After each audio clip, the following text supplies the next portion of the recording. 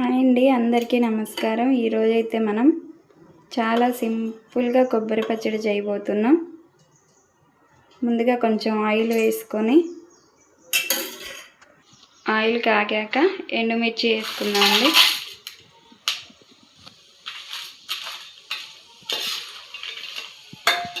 ఎండుమిర్చి కొంచెం వేగాక ఒక కప్పు కొబ్బరి ముక్కలు వేసుకుని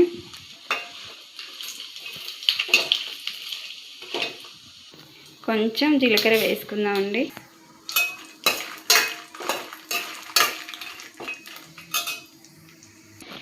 ఒక 8 వెల్లుల్లి రెబ్బలు, కొంచెం నానబెట్టిన చింతపండు,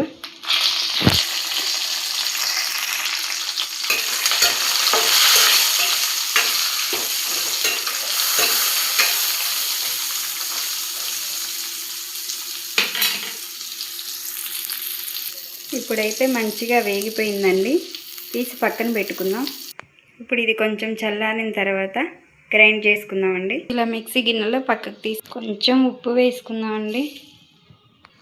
ఈ విధంగా కొంచెం గ్రైండ్ చేసుకున్నానండి. కావాలంటే ఇంకొంచెం మీరు మెత్తగా గ్రైండ్ చేసుకోవచ్చు. ఈ విధంగా పక్కకు తీసుకున్నాక ఇప్పుడు మనం తాలింపు తయారు చేసుకుందాం. మళ్ళీ ఇదే కళాయిలో ఒక పావు ఆయిల్ వేసుకుందామండి. కొంచెం ఆయిల్ వేడయ్యాక ఇలా దంచి పెట్టుకున్న వెల్లుల్లి రబ్బలు ఒక 4 వేసుకుందామండి. 4 ఎండుమిరపకాయలు వేసుకుందామండి. కొంచెం తాలింపు గింజలు, కొంచెం కరివేపాకు వేసుకుందామండి.